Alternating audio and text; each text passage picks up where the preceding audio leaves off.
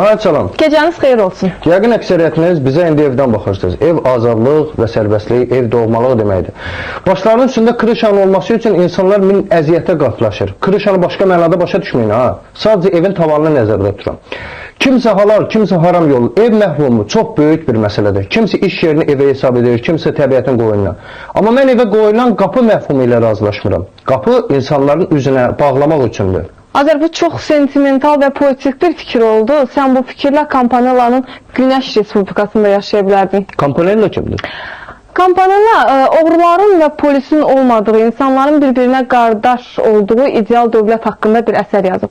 Sən Kampanella ilə bizi uzağa aparma. Niyə elə bizim Nizaminin də əsərlərində ideal quruluş haqqında çoxlu məqamlar var? Məncə amma ev ona görə yaxşıdır ki, sən orada eyiblərini gizlətmək iqtidarında olursan, yəni orada elə bir məcburiyyətə qalmırsan. Evdə insan azad olur, istəsə qışqıra, istəsə lap elə oynaya bilir. Xülasə, yaşasın ev. Beləliklə, problemini və başına gələn əhvalatları bizə çatdırmaq istəyənlərə telefon nömrəmizi eşitdirirəm. Studiyo telefonumuz 97 72 74'dür. Elektron ünvanımız isə icxəbər@ins.az-dır. Beləliklə, bugün iç xəbərdən nələri görəcəksiniz? Yasamal rayonunda evi zəbt olunmuşlardan və evi zəbt etmişlərdən kim haqlıdır?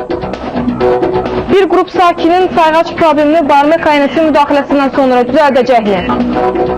Metropolitenin qapılarını ilk dəfə açan qadının öz qapısı niyə bağlandı? Yataqxanalar özəlləşəcəkmi? Görəcəksiniz ki, Bakı-Sumqayıt yolunu nə üçün kəsdilər? Amma ötən il avtomobil markasının hansı olduğunu bilməyəcəksiniz.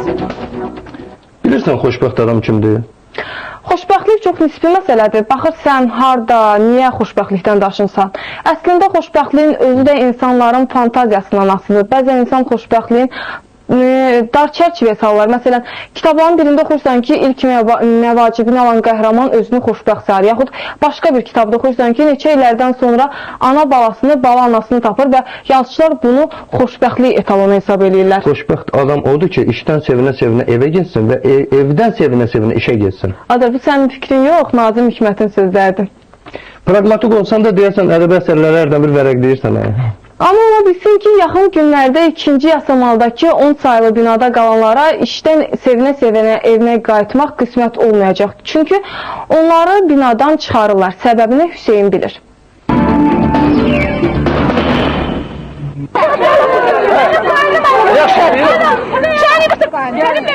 Bugün 2-ci Yasamaldakı 10 sayılı binanın qarşısında bir səs vur çatlasın var idi ki, gəl görəsən.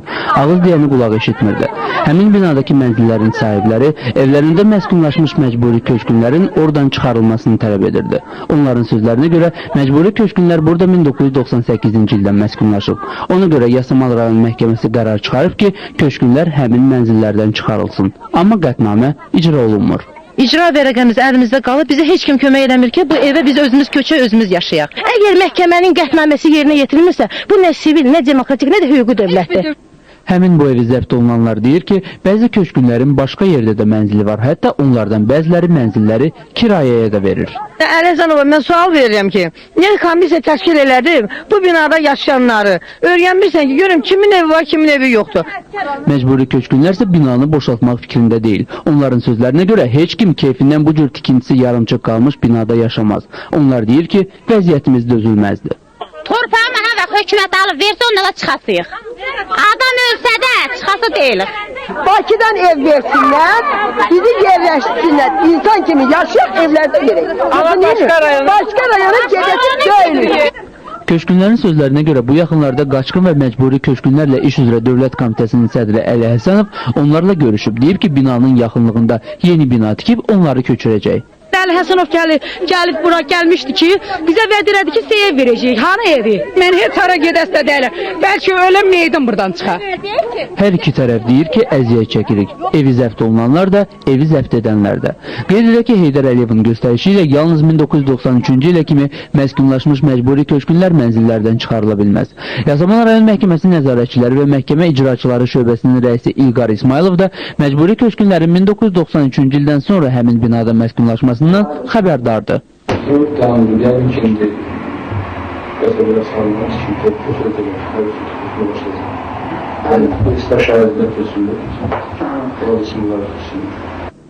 Qaçqın və Məcburi Köçkünlərlə İş üzrə Dövlət Komitəsinə də getdi. Komitədən köçkünlərin başqa mənzillərə köçürülməsi Yasamal rayon İcra Hakimiyyətinin işidir deməklə kifayətləndilər. Bu da Yasamal rayon İcra Hakimiyyətinin nümayəndəsi. Deyir ki, yeni bina tikiləcəyi barədə Əli Həsənov söz verib, özü də cavab versin. Bizdən nə asılıdır, köçkünlər barəsində biz veririk. Amma qalan işlər böyle. Ben onu diyebilirəm ki, orada ne vaxt keçərək o evi, ne vaxt qoyacaqlar keçərlər və ya o evi, o binaya açıq bir an ne vaxt başlayacaq tikməyə, ne vaxt köçürməyə, onu mən bilmirəm.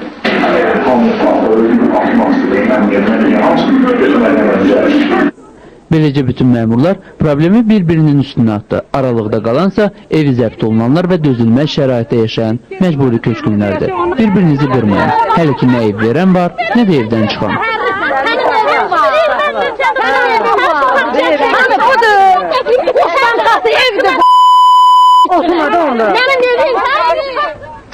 İndi isə gəlin günün sorğusunu elan edək. Sualımız belədir. Axşam evə tələsirsinizmi? Diqqətli olun, sorğunun telefonlarını elan edirəm.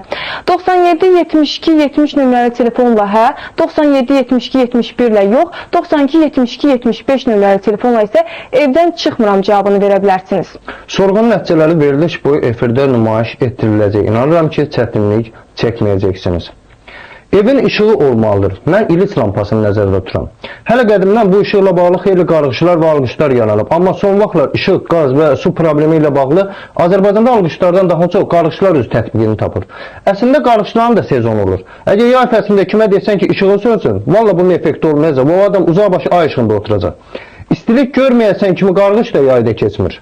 Azər, mən səninlə razılaşmıram, ona görə ki, işıqlarının yanmaması qarğış deyil. Sadəcə 10 ildir ki, Azərbaycanda qış mövsümü gözlənilmədən gəlir. Yəni, məmurlar üçün gözlənilməz olur.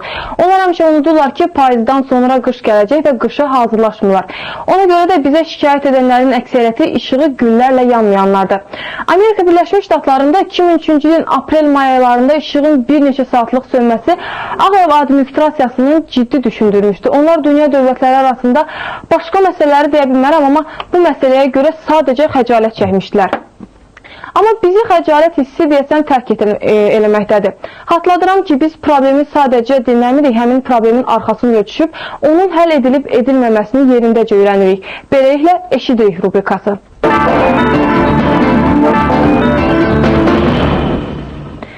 Esmira xala bizə iç xəbərin ötən gecəki buraxılışında zəng etmişdi, amma öz adından deyil, 10 qonşusunun adından danışmışdı. Baxaq görək Barmek onların problemini həll etdi mi? Esmira xanımın zəngindən sonra üz tutduq həmin ünvana. Yasamal rayonu Şəfayət Mehdiyev küçəsi 77-də yerləşən binanın 3-cü blokunda, yəni ala qapısında yaşayan sakinlər düz 3 aydır ki, Barmekdən sayğac tələb edir. Sayğaclarsa ötən il binanın ala qapısının yanması nəticəsində sıradan çıxıb. Zəlzələdir. Özümüz atdıq bayraq ki, bacarırlar həyətdədir. Mən elə bildim zəlzələ. Əgər buna Barmek baxmırsa, hər ay nəyə görə Barmek gətirir? Yoxlamaya 150 min manat yazır, 160 min manat yazır. Gedirsən, davaya düşürsən. Sakinlər deyir ki, burada yanğının baş verməsi adi hala çevrilib. Birinci yanğın ötən ilin avqustunda olub.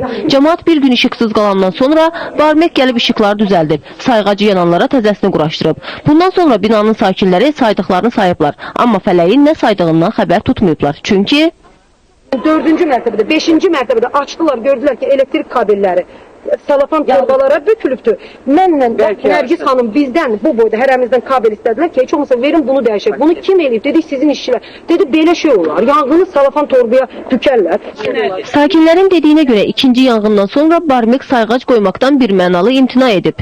Biz hər dəfə zəng eləyirik, oranın məsul işçilərinə zəng eləyirik. Daha mənim adımı bilirlər, qonşular gedirlər. Hər dəfə şikayət eləyirlər ki, bəs bunun axırı necədir? Bizə sayğac qoyun, sayğacsız qalmışıq biz. Onlar hamısına deyirlər ki, gətirin pul keçirdiniz. 73 min keçirdim, 73 min manat keçirdim, biz sizə sayğac. Cəmaatsa pul keçirmək niyyətində deyil. Axı biz günahkar deyilik burada yanğın olur. Amma biz evimizi itirə bilərdik. Biz uşaqlarımızı inanın bina itirdik. Cəmaat burada necə üstə qaçdı, bir qonşunun ayağı çıxdı burada. İndi 77-ci binanın sakinləri qorxur ki, sayğac olmadığından onların elektrik enerjisinə olan borçları üst-üstə yığılır və bunun altından çıxmaq çətin olacaq. Odur ki, Barmekə açıq mesaj göndərənlər də oldu. Gəlib öz işlərini axıra kimi görməsə, biz məcbur olacağıq onları məhkəməyə verək. Amma deyəsən məhkəməyə ehtiyac qalmayacaq. Barbek Azərbaycan Elektrik Şəbəkəsinin İctimaiyyətlə Əlaqələr Şöbəsinin rəisi Tanrıverdi Mustafayev günü bugündən sayğacların qoyulacağını bildirdi. Üstəlik əlavə etdi ki, buna görə sakinlərdən heç bir ödəniş tələb olunmayacaq. Kör nə istər iki göz, biri əyri, biri düz. Məsələ həll edilməyəcəyini indi öyrənərək telefon xəttində Barbek Azərbaycan Elektrik Şirkətinin İctimaiyyət Əlaqələr üzrə şöbənin rəisi Tanrıverdi Mustafayevdir. Axşamınız xeyir olsun Tanrıverdi müəllim. Axşamınız xeyir Azim müəllim. Tanrıverdi müəllim, Yasamal rayonu Şəfaət Mehdiyev küçəsi 77-də yerləşən binanın 3-cü blokuna sayğaclar siz söz vermişdiniz qoyulacaq. Ümumiyyətlə bu qoyuldu yoxsa qoyulmadı? Hər halda mən təşəkkür edirəm. Bu vaxtı doğrudan da bizim hörmətli abunətlərimizin dərdinə şərik olursunuz. Yəni, avqust ayında mən səhv etmirəmsə, dediyiniz bu problem yaranır. Mən bir daha hörmətli abunətlərin nəzərini çatdırmaq istəyirəm ki, hörmətli Ayniz teleşirkəti vasitəsilə aprel ayında dəyişirilən struktur dəyişikliyi əsasında şirkətin prezidenti Hüseyin bəy Arabulun birbaşa göstərişi ilə hər bir rayon ərazisində şəbəkə rayonu və istismar idarəsi var. Birbaşa hal-hazırda göstərdiyiniz mənzildə həm sayğac quraşdırılması, həm təmirə ehtiyac var idi. Biz orada bütün məlumat aldıq və birbaşa Kommersiya Departamentinin direktoru və Kommersiya Departamentinin direktoru müavinin göstərişi ilə mən hal-hazırda göstəriş verildi. Bu dəqiqələrdə bəlkə də sayğaclar quraşdırılır. Çünki bəzi vaxt abunətlər birbaşa şikayətin hara müraciət etməsini, yəni hansı şöbəyə mən xahiş edərdim dəqiq vaxtında müraciət etsəydilər, bu qədər də uzun vaxt. Aydındır. Aydın Çox sağ olun. Esmira xanımın və onun digər qonşuların adından Tanrıverdi müəllimə minnətdarlığımızı bildiririk ki, artıq bu işin izinə düşülür. Hələ Tanrıverdi müəllim sözünə qulaq atsalar, yəni baxımından Barbekə müraciət edirlər yəqin ki. Ötən əsrin 80-ci illərin sonlarında Azərbaycanın yeni hərəkat başlandı. Milli Azadlıq hərəkatını nəzərdə tutmuram. Bu tamam ayrı hərəkat idi. Tənha yaşayan ahıllara xoşgüzaran vəd edib onların mənzillərini hansı yolla olursa olsun ələ keçirmək hərəkatı. Hətta buna görə xeyli cinayət hadisəsi baş verdi. Vəkillərsə aldandı. Lakin sonralar bu proses səngidir. Mən maraqlı bir fakta deyim. Azərbaycan demografiya və əhalinin inkişafı sahəsində dövlət proqramı hazırlayıb. Proqram qadın məsləhətxanalarının pulsuz xidmətə keçməsini zəruri bilir. Qadın və uşaqlara göstərilən tibbi yardımın keyfiyyətinin artırılmasına yönəldilən tədbirlərin həyata keçirilməsini nəzərdə tutur. Amma deyəsən Hüseynin qəhrəmanı Lidiya Skvartsova üçün bunun heç bir əhəmiyyəti yoxdur. Çünki o evsiz qalıb. Ülkemizde dahi Lenin'in adını taşıyan 5. metropolitendir. Bakı metropoliteninin qapılarını ilk dəfə açan bu qadının üzünə indi bütün qapılar bağlıdır. Lidiya Skvartsova 32 il Bakı metropolitenində işləyib. Dediyinə görə hələ metro açılmamışdan oraya işə düzəlib. Deyir kimin əvvəli, kimin axırı. İndi küçədə gecələyir və artıq 3 aydır. Biz öz yerimizə girə bilmirik. Girəndə onu yadımıza salanda tir-tirəsirik ki, bu biz qapalı otaqda, qaz olan şəraitli evdə yatırıq. Amma o qadın çöldə küləyin yaxşın, suyuğun altında qalır. Lidiya Skvartsovanın bugünə salan evinin yanması olub. Qalıb yana-yana. Qarda da, yağışda da küçədə gecələməyə məhkumdur. Evi yanandan sonra bir müddət qonşu binanın alaqapısında yaşasa da, sonradan oradan da qovublar. Onun bunun əlinə baxan Lidiyaya kiminsə rəhmi gəlib yemək versə yeyəcək, verməsə yox. Mənim səhər yeməyim, nahar və axşam yeməyim hamısı buradadır. Bu çörək, bu çay, bu qənd, bu pendiri də qonşu gətirib. Bütün yeməklərim buradadır. Сыр. Вот все мои пожитки. Lidiya Skvartsovanın evinin yanmasından 3 il ötür və dediyinə görə heç bir dövlət orqanı ona köməklik göstərməyib. Yanğından sonra axsaq ayaqları ilə getmədiyi idarə qalmayıb. İndi onu Milli Məclis, Prezident aparatı, Yasamal rayon İcra Hakimiyyəti, nəhayət Dəniz Gəmiçiliyi İdarəsində tanımayan şəxs yoxdur. Populyarlığı göz çıxarır və onun gediş-gəlişi bəhrəsini verə bilərdi. Belə ki, Yasamal rayon İcra Hakimiyyəti ona 2 otaqlı mənzil təklif edib. Мне предоставляли жилье. Ну, это, Mənə знаете, ev жильем не verirdilər. называется. Amma ona Я не ev знаю, demək что olmazdı. Это подвальное Bu помещение. yasamalda zirzəmidədir. İcra hakimiyyətindən Aslanov gəlmişdi. Mənim maşınla mindirib apardı ora. Dəmir qapılı zirzəmi idi. Он меня на своей Tualeti yox, машине qazı туда yox. отвезли. Baxdım, Это подвальное dedim mən burada qaldım, помещение. orada qaldım, eyni Закрывается şeydir. на железную дверь, ушки снаружи. Да, там туалета нету, газа нету. Я посмотрела, я говорю, что я здесь сижу, что я там сижу, одно и то же. Amma xanım Skvartsovanın bəyənmədiyi yeri bəyənənlər olub. Artıq orada başqa ailə məskunlaşıb. Baxdılar, bəyənmədilər heç biri. Bir-bir hamısını təklif elədik, istəmədilər, getdilər, biz burada yaşaya bilmərik, biz rahatlıq olan ev istəyirik. Yasamal rayon icra hakimiyyətindən bildirdilər ki, daha təklif ediləsi başqa mənzilləri qalmayıb. Necə deyərlər? Poyezd uyaqıl. Sorğun gedişinə nəzər salaq sualımız belə idi. Axşam evə tələsirsinizmi? İlkin göstəricilərə görə hə 45, yox 0, evdən çıxmıram isə 0. Artıq ilkin nəticələr belədir. Mən də sizə hələlik elektron ünvanımıza gələn ismarcılardan oxumaq istəyirəm. Belə ki, Sənan Buludzadə yazır ki, mən Hidayətzadə küçəsi 16, mənzil 5-də yaşayıram. Bu küçədə təxminən 18 ailə yaşayır. Bizim küçənin sakinləri küçəmizin yolunu asfaltlamaq istədi, amma yığılan pul az oldu. Ona görə pulları geri qaytardıq. Ərizə yazmağı düşündük. Ərizəni yazdıqda, amma baxan olmadı. Yayda bu küçəyə çıxmaq olmur. Biraz böyük maşın küçəyə girəndə toz torpaq evlərə dolur. Digər bir tamaşaçımız Fərhad adlı tamaşaçı bizə yazır ki, Nərimanov rayonu Əlizadə küçəsi 39-dan yazır Fərhad. Bizim yaşadığımız blokda bir küçə iti balalayıb, 8 balası var həmin itin. Ona görə də evə gəlib getmək problem olub. Sahibsiz itlərlə məşğul olan əlaqədar təşkilatla danışdıq. Gəlib aparacaqlarına söz verdilər, amma gəlib çıxmadılar. Mənzil istismar sahəsinə müraciət etdik. Onun da xeyri olmadı. Studiyamızda telefon zəngi var. Xəttdə Eldardır. Buyurun Eldar. Axşamınız xeyir. Axşamınız xeyir olsun. Mənim məsələn bir balaca uzundur və dolaşıq da ona görə çalışıram konkret və qısa hissədə məzmun. Mümkünsə. Mən 92-ci ildə könüllülərdən olmuşam Qarabağda. Qarabağda olmuşam da. Deməli, indiyəcən yaralanmışam, bütün döyüşlərdə iştirakimlərim hamısı hərbi biletində peçatlar var. Deməli, hərbi komissarlıqla Müdafiə Nazirliyinin arasında ancaq qaçıram o yana bu yana. Deməli, Nizami rayonundan hərbi komissarlığa 6 ay müddətində zaпрос gedir. Cavabsa qayıdır 1 il yarıma. Siz niyə müraciət edirsiniz sonra? Mən müraciət edirəm adi elementar veteranlığımı almağa ki, sübut eləmək ki, mən Qarabağda olmuşam. Deməli, 50-lik dərəcəsi. Bizim hörmətli Nəcməddin Sadıq müəllim mənim vaxtı ilə kambrigim olub. Onun deməli nəsəri heç o bilmir ki, onun sərəncamında olan hansı hərbi hissələr olub. Gəlir hərbi komissarlığa mənə göstərirlər ki, sən olduğun hərbi hissə döyüş bölgəsində olmayıb. Mənim komandirim isə ilk milli qəhrəmanlardandır, Şahid Ağayev.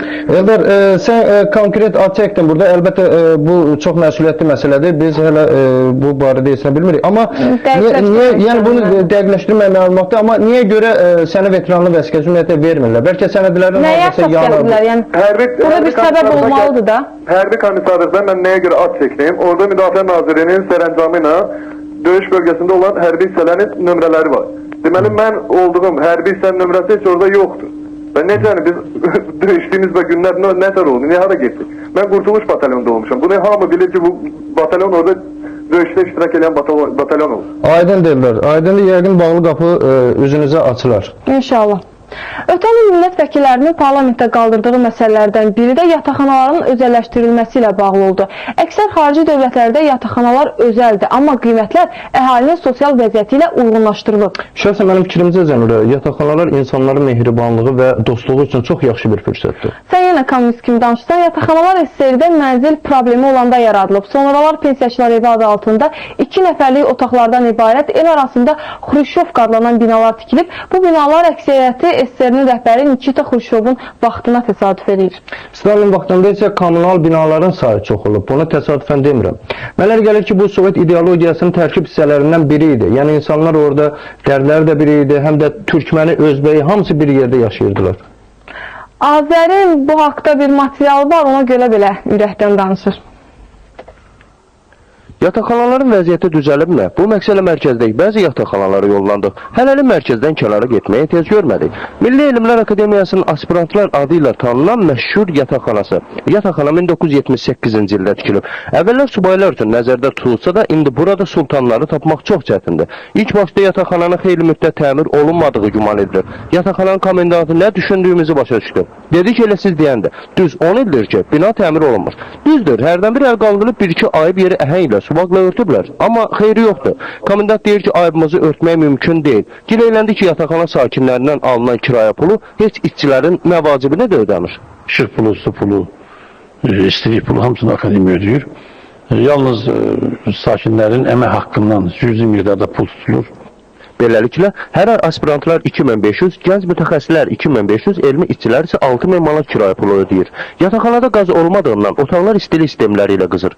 Məsələn, bu otağın sahibəsi bir xörəyin hazırlanması üçün düz 5 saat əziyyət çəkdi. 2 uşaq anası Südabə Həmidova gileyləndi ki, səhərdən uşaqlar ondan yemək istəsə də yalnız indi çatdıra bilib. O da vəziyyətdən narazıdır. Yataqxana şəraiti də dardır.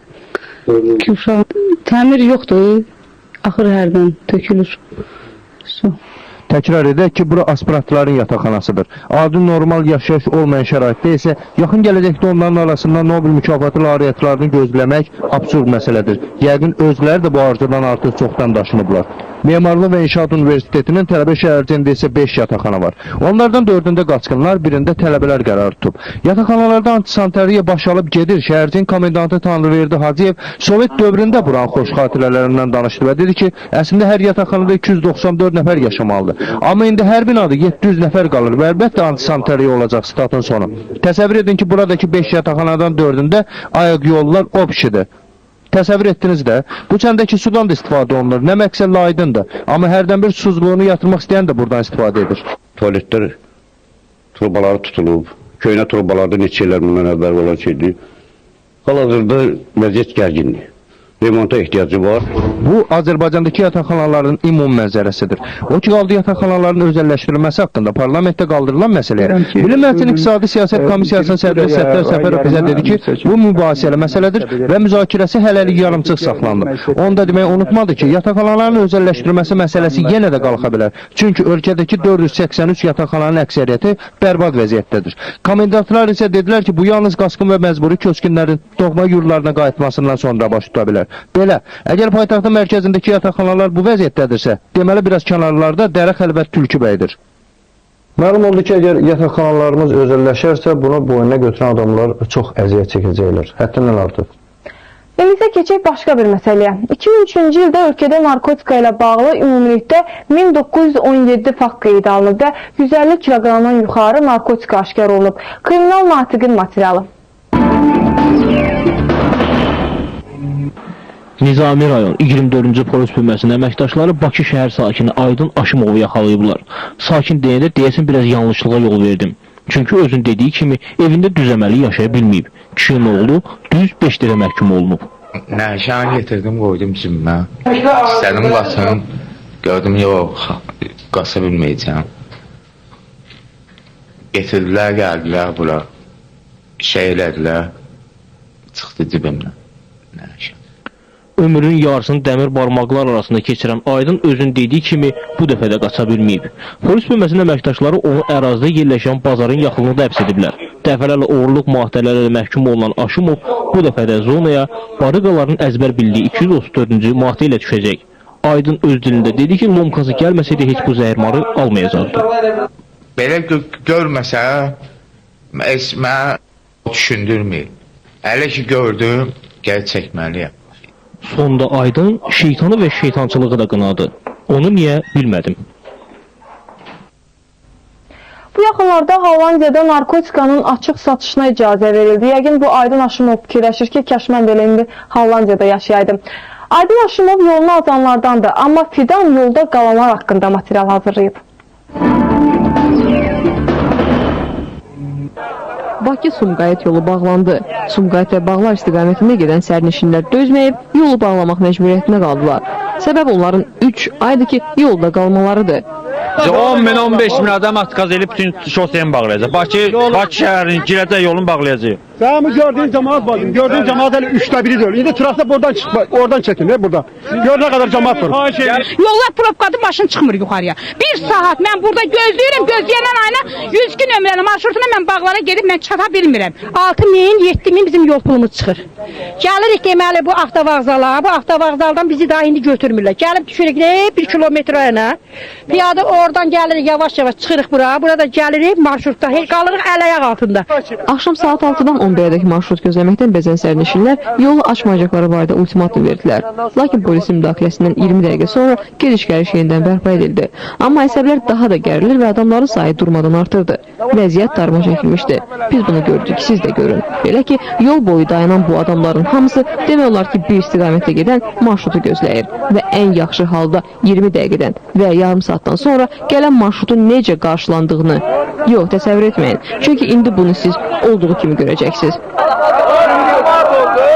Və nəhayət uzun sürən tartışma və itələşmədən sonra ən güclüləri qalib gəlir. Amma drama bununla bitmir. Təsəvvür edin, qalib gələn və marşrutu minməyə müvəffəq olan şəxs sevməkdənsə sonradan minməyinə də təəssüf edir. 3 səbəbdən. Birincisi, ən yaxşı halda bu qadındakı kimi sumkası cırılır və geyimi sürtülür və harasa ilişərək cırılır. İkincisi, cibləri boşaldılır və ən nəhayət yalnız yola çıxdıqdan sonra gediş haqqının 3000 olduğundan xəbərdar olur. Yerdə qalanları da necə deyərlər Nipazavi duyur. Hani buranın bəyləri, ciblərini dolub çiçələdi, hamısı kötürəcəklər. İmkan yoxdur başına minmək. Belə Allahsızlıq olmaz, belə vicdansızlıq olmaz. Bakın görün, hamısı yetim. Gel burada yeçə qarım var burada, imkanı var burada. Hamısı xuvar satanlardır, esmin satanlardır. Yetim yesinin bağlarıdır. Belə iş olmaz. İmkan yaranır cəbahata. Problemin süni yaradılmasından şikayətlənən sərnişinlər səbəbkarlarda tanıyır.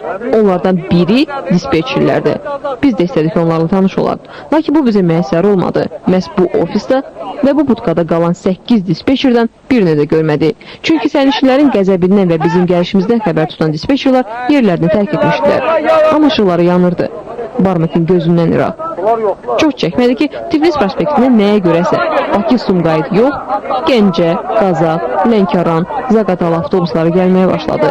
Bu elə harasıdır. Birazdan aeroport və hətta şəhərin içində hərəkət edən marşrutlar peyda olundu. Amma onların hamısı yalnız bir istiqamətdə, Sumqayıt və Bağlar istiqamətində gedirdi. Deyəsən ayağımız yüngül oldu. İkarus artıcı və yol açıldı. Amma bu dəfə sərnişinlər üçün. Lakin bugün 6 saatdan sonra Sumqayıt-Bakı yolunun yenidən bağlanması barədə xəbər eşitsəz, təəccüblənməyin. Yəqin bu məsələdən sonra artıq bu problemə bir əncam çəkilər. Studiyat Səidə xanım Zəhburov, onun problemi də deyəsən elə bu yolla, marşrutla, dolayısı da olsa əlaqəlidir. Səidə xanım, axşamınız xeyir. Axşamınız xeyir. Buyurun, eşidirik sizi, biraz yüksəkdən danışın. Deməli, dekabr ayının 26-sında mən 52 nömrəli marşruta minmişdim, Baksovetdən gələn Əcəniyə. 767 PC serial maşınıydı. Düşərkən orada bir pul kaşloku gördüm, yerdən götürdüm, konduktora verdim. Və düşdüm aşağı, gördüm ki, üst sumkamı açıblar, kaşlokumun içində məbləğin deməyəcəm bir qədər vardı. Götürüblər və marşrutun arxasınca qaçdım, getdim, taksiyə oturdum, gedmişəm, şoferi mənə təhqir edib marşrutdan düşürtdü. Deməli, bu cibgirlərlə bunlar yəqin ki, özləri əldilər. Mən düşərkən başqasının kaşlokun yerdən götürüb onlara verirəm və sonra düşürəm, görəm, üst sumkam asılıqdır, içində kaşlokum yoxdur. Təxminən nə qədər pul vardı orada? Var idi, böyük sumadaydı. İndi deməyin yeridir, biraz gülməli gəlir. İndi bu həmin cibgirləri nə demək istəyirsiniz? Amma indi mən nə az, çox, nə qədərdir sunması demirəm, nədir az, biraz həyəcanlıyam. Yəni məndən sonra da kasıblar minir də bu maşına. Səidə xan, Allah insaf versin, başqa nə deyək? Yox, mən bir söz deyirəm, yəni bu departamentin işçiləri məşğul olsunlar da, nə qədər insanları soymaq olar belə? Çox sağ olun. İnteraktivin cavabları artıq məlumdur. Xatladım ki, sualımız belə idi. Başqasının işinə qarışırsınızmı? Nəticələrə görə hə cavabı 81, yox cavabı 0, evdən çıxmıram cavabı isə yenə də 0. Artıq gördünüz, hə cavabı 82 nəfərdir. Bu yaxşı bir cəhətdir. Yaxşıdır. Siz günün hər saatında 203-0202 nömrəli mobil telefonuna başınıza gələnlərdən və gələ biləcəklərdən bizi də xəbərdar edə bilərsiniz. Elektron ünvanımız @ins.az-dır. Və salam, xoş gəldiniz. Sabah yenə bu vaxt görüşəcəyik. Gülümsəyin cənablar, gülümsəyin.